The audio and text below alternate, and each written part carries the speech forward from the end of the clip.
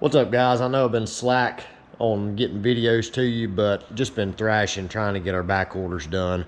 Like I said, it takes a good while to go through about 50 or 60 tanks as far as assembling them, plus various other stuff that I've been building as far as aluminum. But just going to give you a little update of what's going on. The guys are off work today. It's leading up to New Year's here, and I'm just up here getting some stuff. You have to excuse me, I kind of feel like crap. I've got the crud or something, my whole family's got it, and just trying to power through it. But one thing I will mention, our website, we just switched over to a free shipping platform on the website. That's what I've been doing most of the morning this morning, is just going through and changing all of that stuff. Basically, we're doing away with the additional shipping cost. Now, that doesn't mean that if you buy a roll cage, now you get a $250 discount. That just means that we're putting the shipping cost, an average shipping cost, in with every product. Because what was happening is somebody was ordering a roll cage, which is $250 shipping. Then they would order, just for example, a combo tank, which normally cost us around $75 to $80 to ship. Then they was ordering maybe a bulkhead to go with that tank. The bulkhead can't be shipped with anything else.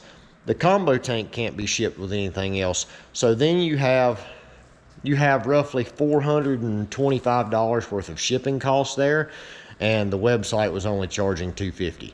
So we was getting eat up pretty bad on the shipping all year. Well, the past couple years since we've been having the cages and stuff.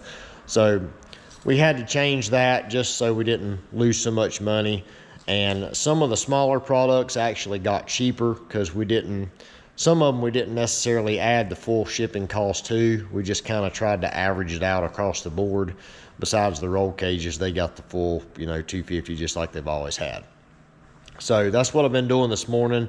All those prices are live. So what you see on the website is what is the price to your door. There's no additional cost or anything unless you're buying inside of North Carolina, and then of course there's tax involved. So let's get to what's going on here at the shop right now. We've got Grubworm behind me. Yeah, my race car got kicked off the lift again, so who knows when I'll get back to working on it. But Grubworm's got some updates we've got to work through. They're gonna try to take it to one of the ducks races in February down in Georgia, and maybe get in one of the classes down there and get on a good surface, maybe get some attention on the stick shift class for the Georgia race, and maybe eventually get a stick class that they host down there. We'll just see how that goes. But there's the old turbo kit. It's already sold, so just gotta flatten the flanges on it and just go over it, make sure it's all good, and then it's going in the mail. So one major upgrade is we got a new racecraft rear end in this thing. Jonathan put all this in. A lot beefier setup than what was in it. The rear end that was in it, if you've seen all his videos or his pictures, the axles were bent like really bad. And I don't even see how the thing was rolling. But all that's squared away now. The panhard bar is just in there right now just so he could bring the car down, but this is going away and we're doing a wishbone setup. Now we'll have to cut into the sheet metal a little bit that Jared did. This is a really clean look back here, how he boxed all this stuff in. But we'll have to cut into that a little bit to mount the wishbone, but that'll be okay. We're gonna do our torque arm clearance panel because now the torque arm goes up into the car because it's set so low. Some of this under bracing here that they put on there after the fact, or after we done the chassis here, they added this stuff for the Pro Jacks right here, and then they added some more bracing up front because the torque arm cross member started to flex a little bit. So we're going to cut all this out for the exception of the Pro Jack rails, and we're going to redo all this. We're going to step this cross member back a little bit because the torque arm is too short and this bracket needs to be moved back. So we're going to address all that and just clean all this up a little bit under here. Obviously it's getting a new turbo kit. I'm gonna do it out of 321 this time, and just might configure stuff a little bit different to kind of help with issues he was having before with them trying to spread out, you know, with the headers being so upswept and stuff, which you won't have this issue now with this kit because there's no double slips in it. So and we might look at upgrading some other stuff. I don't know just yet how much time we have. We basically have a month to do all this, which sounds like a lot of time, but when you're trying to get the material in here and trying to juggle a lot of other stuff, it's a lot on me just to power through a project like this. I have to get the other guys on board. I normally just try to handle this stuff myself and let them deal with the day-to-day stuff, but I might have to get everybody in on this to where we can get this done. Thought there was somebody at the door. So another thing, while we're talking about the stuff under the car,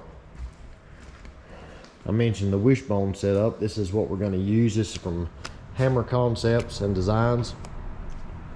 This is the wishbone setup that he just come out with. This uses the Delrin bushings on the front and back, so no grease. And it is pretty smooth. You can see it's just laying on the table. And I'm sliding that thing in and out. Very, very free moving piece. This is 70-75 material, and it is 1 3/8. So super heavy duty piece, but at the same time really, really light. We've got the bushings in here, and this piece is machined where they can only go so deep. I'm pretty sure if you take the bushings out, you got to take them out to weld whenever you're building the wishbone, but it's got a little spiral ring that holds the bushing in. Just a really, really, really nice feeling setup. Of course, if you buy his kit, he provides the chassis tabs and the bolts and the other rod ends and the chromoly tubing to build the entire wishbone setup. So come back to you in a second. Gotta get the phone.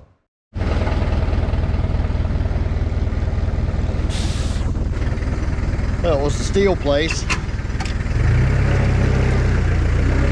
They had a big bundle of chromoly needed unloaded. So back to the wishbone thing. The wishbone's gonna have to be really short. I think the one in my Datsun is like 18 inches, like from the very front all the way to the back rod ends. And this one will probably be even shorter just because the way the F-body, the way we're gonna have to do it. And most of I think the one that Midwest Chassis sells that goes along with their rear is pretty short as well. So it'll work out good having this slider like this, being so beefy and being short and wide. It'll really, really, really be strong as far as holding the rear end in the center. So just a reminder of what exhaust stuff we're going to use. We've got our billet collectors, GLS fab machined here. I already talked about these in the previous videos. We've got stainless headers, adapter flanges. This is going to beef up the header flange. Probably keep it from warping a lot, being a good thick heat soak here. Plus being able to run 2-inch primaries, upping it from 1 7/8 that was on there previously. And going straight to round port, not having to square any of them or misshape them and stress the metal right there. So that's the plan. I was going to order the material today. We're probably going to get the 321 stuff from ProFab.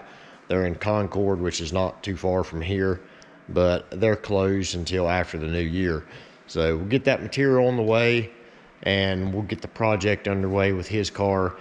I've got a couple more days of aluminum, and I will almost be caught up. I think I'm down to like 9 tanks out of 60 for the Black Friday stuff.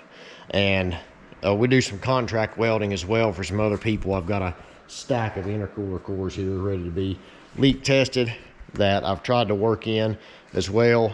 as well as several other projects laying here on the floor. Got an oil pan to modify for somebody. I've got another intake to put one of the tick billet elbows on, like this one here. So just a lot of stuff going on, and just trying to manage all of it. So that's why the videos are getting slim, because we're getting really busy. Still waiting on the pipe to come back from Dieter's Custom Finishing for the 5th gen Camaro over there.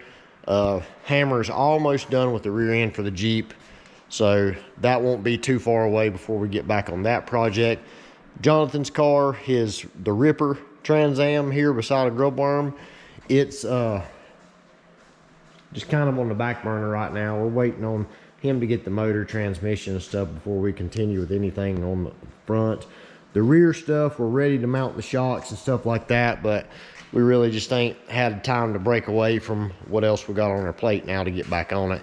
And Grubworm behind me is priority, because it's the running race car. So got to get it took care of first and foremost, and then we'll get back on the Ripper. So that's your update with the shop stuff anyway. Don't forget to check out our website, rock-solid-motorsports.com. Look at the new pricing stuff. Don't be scared away by the different price numbers. Remember, the shipping is included in the price now, and you're pretty much paying the same as what you always did. Except for like roll cages, I think we went up like $50 or something on the roll cages or something, because the chromoly has went up a lot. I mean, you seen what I unloaded off that truck right there. That's, you know, stuff, a bundle like that's approaching $10,000, and we're going through that like crazy to try to keep inventory up so you guys don't have a bunch of wait time. Again, I apologize for the Black Friday wait time being what it has been for some of the stuff that was sold. I typically try to keep our lead times inside of 2 weeks, even for the big stuff, but it's just getting a little bit overwhelming to try to keep that flow up. And so we're making changes, probably going to add somebody else to our crew pretty soon, and just do whatever it takes to keep our lead times down, because I don't want to be a shop that you order something from and it takes 6 months to get. I don't want to get that reputation. So trying hard not to get there. So just bear with us. Thank you for all the support, and keep following the channel. Subscribe. See ya.